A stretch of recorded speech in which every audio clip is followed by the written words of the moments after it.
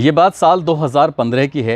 Social media हो, electronic media हो या फिर अखबार हो, एक नाम नूरुल हसन बहुत तेज़ी के साथ सुर्खियां बटोर रहा था। दरअसल नूरुल हसन उत्तर प्रदेश के ज़िला पीलीभीत का एक गांव लगता है हर रायपुर, वहां का रहने वाला होता है। हाई स्कूल इंटर की पढ़ाई हिंदी मीडियम से की थी और पढ़ने में वो बेहद होशियार होता है। परिवार बेहद गरीब होता है। इस लड़के ने सोचा कि कुछ बड़ा किया जाए, कुछ अच्छा किया जाए। इसके लिए कोशिश करता है, पढ़ाई करता है तो नंबर इंजीनियरिंग में आ जाता है और कुछ साल के बाद वो इंजीनियर बन जाता है। इंजीनियर बनने के बाद उसे लगता है कि अभी कुछ छोटा है और कुछ मेहनत की जाए। और जो लड़का वो पढ़ाई में लगातार अच्छा तो था ही, मेहनत करता है तो साइंटिस्ट भी बन जाता है। साइंटिस्ट बनने के बाद उसने सोचा कि अभी कुछ हल्का रहा है, कुछ और मेहनत की जाए, कुछ और कामयाबी हासिल की जाए। अब उसने सिविल सर्विस की तैयारी में जुट जाता है। यूपीएससी का एग्ज़ाम देता है। पहले साल में तो खैर क्लियर नहीं हो पाता, बिना किसी कोचिंग के दूसरे साल मेहनत करता है और आखिरकार वो यूपीएससी में पास हो जाता है और उसको रैंक आती है 625वीं रैंक। और जैसे ही 625वीं रैंक उसको मिलती है तो वो लड़का अब आईपीएस ऑफिसर चुन लिया जाता है और कैडर मिलता है महाराष्ट्र का कैडर मिलता है। सोशल मीडिया पर उस लड़के के बारे में तमाम जानकारियां साझा की जाने लगती हैं। कहां से निकला, कैसे निकला, एक चपरासी का बेटा आईपीएस ऑफिसर बन गया, किस तरह के माहौल में रहकर उसने पढ़ाई की थी, हर कोई उसके बारे में जानना चाहता था, हर कोई उसके बारे में समझना चाहता था। कुछ साल बीत जाते हैं और कुछ साल बीतने के बाद उसकी एक कहानी सोशल मीडिया पर फिर से वायरल होती है। आज कहानी हम उसी की बारे में जानने की कोशिश करेंगे कि आखिरकार वो दूसरी कहानी क्या थी, क्यों वो सोशल मीडिया पर वायरल हो जाती है। आदाब, नमस्कार, सत श्री अकाल। मैं उस्मान सैफ़ी। आज की जो सच्ची घटना मैं आपको सुनाने जा रहा हूँ, ये सच्ची घटना है उत्तर प्रदेश का एक ज़िला है बरेली और उसी का एक थाना लगता है इज़्ज़तनगर। दरअसल जब इंसान कोई साधारण हो, जब उसकी कोई अपनी पहचान ना हो, तो दोस्त भी साधारण ही बनते हैं और पहचान भी सीमित रह जाती है।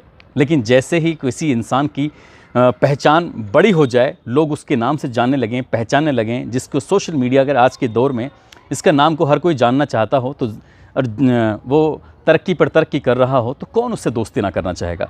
जब तक वो व्यक्ति साधारण था तब तक तो 500 दोस्त थे सिर्फ फेसबुक पर। और जैसे ही उसने अपना नाम नूरुल हसन आईपीएस रखा, कैडर 2015 बैच का और महाराष्ट्र का कैडर के बारे में लिखा, 2-4 अच्छी फ़ोटोग्राफ्स उस पर डाली, तो देखते ही देखते फ्रेंड रिक्वेस्ट वालों की लाइन लग जाती है। एक के बाद एक फ्रेंड रिक्वेस्ट आ रही थी। पहले तो 500 थे और कब वो 5000 हो गए उनके पता ही नहीं चला।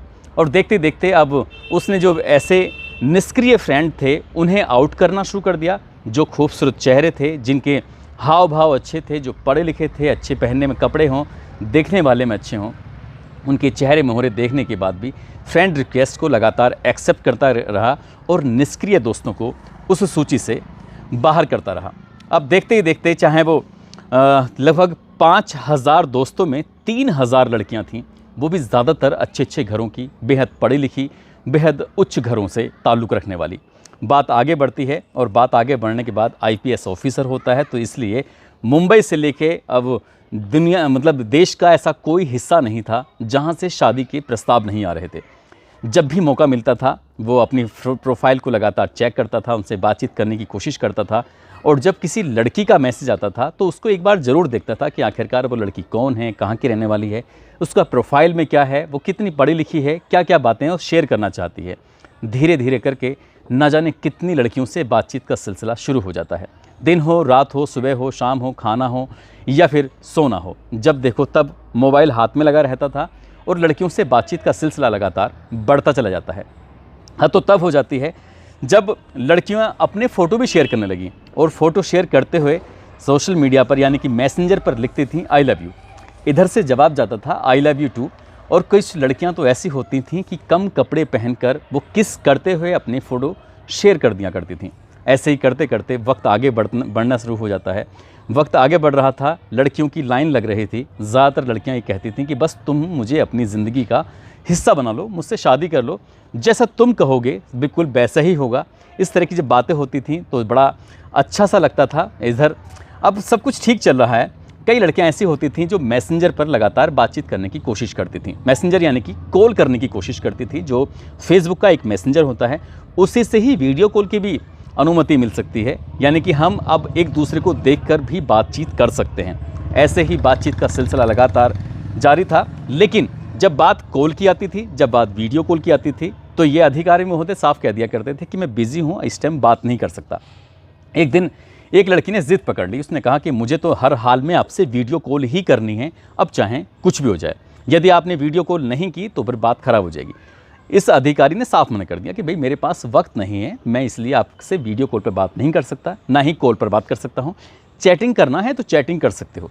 लड़की को बात कुछ अच्छी नहीं लगी, लड़की को गुस्सा आता है। लड़की ने अब इस अधिकारी के घर का पता निकालना शुरू कर दिया कि कहाँ रहते हैं। वो लड़की सीधा अपनी माँ के साथ उनके घर पर पहुँच जाती है। उनके पिता से कहती है कि देखो तुम्हारा लड़का मुझसे लगातार मैसेंजर पर बातचीत करता है, फ्रेंड रिक्वेस्ट भी है, फेसबुक पर भी जुड़े हुए हैं, देखो ये रहा प्रोफाइल, और मैं उनसे शादी करना चाहती हूँ, मेरी मम्मी ये रही। इस तरह से लड़की ने जब उस लड़के यानी कि आईपीएस ऑफिसर के पिता से बातचीत करने की कोशिश की तो आईपीएस ऑफिसर के पिता ने कहा कि देखो तुम्हें कोई गलतफहमी हुई है, मेरा लड़का इस तरह से बात नहीं कर सकता, शायद कुछ ना कुछ, बोले नहीं गलतफहमी नहीं है, बल्कि उन्होंने बातचीत का जो सिलसिला था, मैसेंजर की बातें थी, वो सब कुछ दिखाना शुरू कर दिया। अब लड़के के जो पिता होते हैं, जो आईपीएस ऑफिसर के पिता थे शमसुल हसन, वो बड़ा परेशान हो जाते हैं, सोचने पर मजबूर हो जाते हैं कि आखिरकार करें तो क्या करें। अब लड़की रोज़ तीसरे दिन आकर घर पर बैठ जाए, कभी कुछ दबाव बनाना शुरू कर दे, कभी कुछ कहना शुरू कर दे, वो थोड़ा परेशान हो जाते हैं। 8 अगस्त 2019 को इज्जत नगर थाने में वो जाते हैं शमसुल हसन, और जाकर कहते हैं कि कोई मेरे बेटे के नाम से लड़कियों को परेशान कर रहा है और उनसे बातचीत करता है, आप इस मामले को ज़रा देखिए तो सही।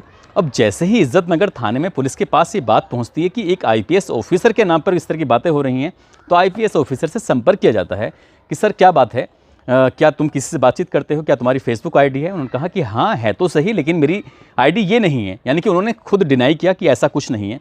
उधर वो लड़की भी थाने पहुँच जाती है। थाने जाने के बाद कहने लगती है कि आईपीएस ऑफिसर ने मेरा यौन शोषण किया है। मतलब बात थोड़ी थी, लेकिन थोड़ी बात को भी बहुत बढ़ा चढ़ाकर जब पेश किया गया तो अब पुलिस वालों की भी हालत ख़राब हो जाती है कि एक आईपीएस ऑफिसर पर यौन शोषण का भी आरोप लग रहा है, एक अधिकारी के साथ इस तरह से कैसे बात हो सकती है। तो उन्होंने कहा ठीक है, आप एक एप्लीकेशन दीजिए। उस लड़की ने अपनी माँ के साथ थाने जाती है और एप्लीकेशन देती है और पूरी कहानी बयां कर देती है। कुछ सबूत भी देने की कोशिश कर रही थी। पुलिस ने उन सबूतों के आधार पर जो साइबर सेल होता है, इस मामले की जांच पड़ताल करना शुरू कर दिया। जांच पड़ताल करने के बाद पुलिस के सामने एक नाम आता है, नाम था जावेद, जो कि दिल्ली में रहकर ई रिक्शा चलाया करता था।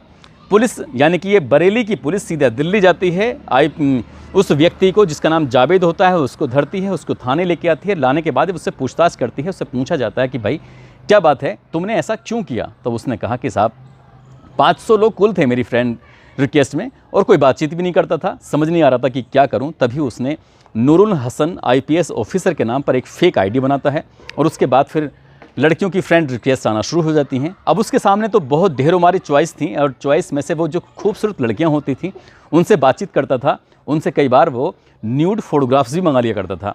अब इस रिक्शे वाले की पत्नी भी आती है। पत्नी ने भी आके कहा कि मैंने अब तक 5 मोबाइल तोड़ दिए हैं, दिन रात जब देखो तब ये चैटिंग ही किया करते थे। इनका बेटा खुद जवान हो चुका है और ये लड़कियों से जिनकी उम्र आधी से भी कम है इनकी उम्र से, यानी कि 20 साल 18 साल की लड़कियां होती थीं और वो बिल्कुल कपड़े उतार के इनकी न्यूड फोटो के साथ इससे बातचीत किया करती थीं। और जब ये वो लड़कियां कॉल करने की कोशिश करती थी तो ये कॉल रिसीव नहीं करता था।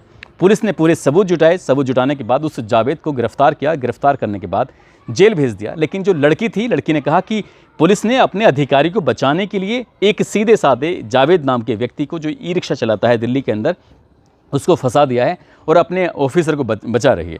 जबकि शमसुल हसन के पिता, जो शमसुल हसन होते हैं आईपीएस ऑफिसर के पिता होते हैं, उन्होंने कुछ ऐसे सबूत दिए जिससे पता चला कि माँ और बेटी ज़बरदस्ती आईपीएस ऑफिसर को फंसाना चाहती थी, इसलिए उनसे शादी करने का बहाना या फिर पैसे लूटने का बहाना, इस तरह के षड्यंत्र रच रही थी। और जब ये बात निकल के लोगों के सामने आती है कि जिस व्यक्ति ने आईडी बनाई थी वो रिक्शा चलाता था और आईपीएस ऑफिसर के नाम से बनाता है और थोड़ी बहुत नहीं 3000 लड़कियों से दोस्ती करने के बाद वो उसने एक अजीब ही कहानी गढ़ दी थी। हालांकि पुलिस ने जिस मामले की जांच पड़ताल की तो माँ और बेटी उन दोनों को भी साथ में जेल भेज दिया था, क्योंकि वो उसके पिता यानी कि आईपीएस के पिता को वो ब्लैकमेल करना चाहती थी, उससे पैसे ऐंठना चाहती थी। दोस्तों, इस पूरी घटनाक्रम को सुनाने का उद्देश्य किसी को परेशान करना नहीं है, किसी का दिल दुखाना नहीं है, बल्कि आपको जागरूक करना है। और जब मैंने इन आईपीएस ऑफिसर नूरुल हसन के बारे में जब जानने की कोशिश की तो पता चला कि ये बेहद गरीब परिवार से होते हैं। इनके पिता के पास इतने रुपए नहीं थे कि 37,000 रुपये की इंजीनियरिंग की फ़ीस के वो पैसे जमा कर देते। महज 1 एकड़ ज़मीन यानी कि 6.25 बीघे ज़मीन थी। उस 6.25 बीघे ज़मीन को उन्होंने 1 लाख रुपए में सेल कर दिया था, बेच दिया था। उनकी कोशिश थी कि बेटा पढ़ जाएगा तो कामयाब हो जाएगा, और बेटा पढ़ के जब कामयाब होता है तो वो इंजीनियर बन जाता है। इंजीनियर बनने के बाद अपने परिवार की गरीबी दूर करने के लिए उसने कोशिश की, लेकिन उसको लगता है कि ये कम है, थोड़ा सा और ज़्यादा करना चाहिए, और धीरे धीरे करके साइंटिस्ट की राह पर चलते हुए सीधा IPS ऑफिसर बन जाता है। और एक इंटरव्यू में वो अपनी कहानी साझा करते हैं, कहते हैं कि जब मैं पढ़ा करता था तो जिस इलाके में बरेली के वो रहते थे, वहाँ पर कुछ मज़दूर तबके के लोग रहते थे, स्लम एरिया होता था।